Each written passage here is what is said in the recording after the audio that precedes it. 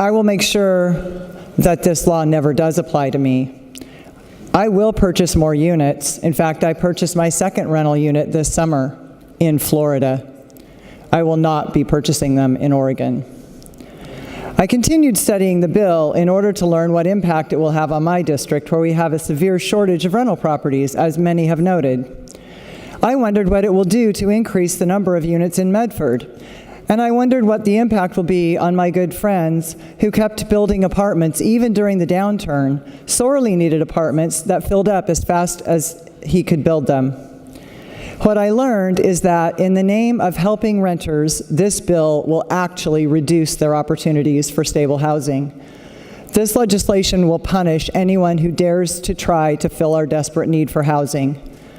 The bill ostensibly creates a universal standard for eviction, but what it actually does is to destroy contract law. Section 1, subparagraph 5 states that a landlord may terminate a lease upon the expiration of the lease. That sounds perfectly reasonable so far, but it goes on. The landlord may only terminate the lease by giving the tenant 90 days notice if, that means two conditions have just been added. You have to give 90 days notice and if something. So let's look at what those ifs are. It turns out it's a list of things for which the landlord will be allowed to terminate the lease at the end of the lease.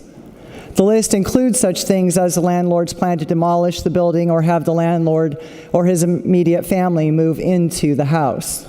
The landlord may also evict if the building is sold, but even then the landlord is somehow supposed to provide evidence that the new owner intends to live in the house. And even if the landlord meets one of these conditions and gives 90 days notice of the intent to terminate at the end of the lease, the landlord must still pay the tenant 30 days rent. I don't know how to state it any plainer. If two parties voluntarily sign a lease, they should be able to plan to live by the terms of that lease. But this law comes between the two parties and states that a lease does not end at the end of a lease. That is the very opposite of stability, not being able to rely on a contract you sign.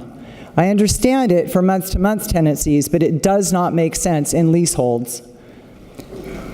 A lease will only end if the landlord gives 90 days notice of intent to terminate and has good reason and pays 30 days rent. No one in their right mind would be a landlord under those conditions. And a reduction in landlords means a reduction in housing, plain and simple. I understand the impulse that compelled this legislation. The stories of people being tossed out of their homes are heartbreaking. No one wants that to happen.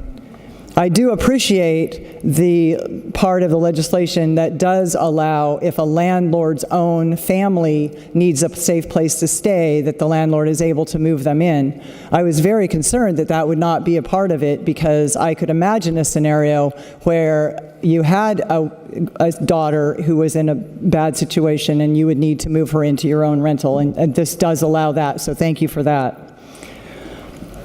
But this is the wrong solution for the whole state, to make owning rentals so unpleasant that people simply stop getting into the business. I know it's fashionable to rail against corporate greed and despicable slumlords, but this law throws the baby out with the bathwater and makes owning rentals so difficult that fewer and fewer good people will do so.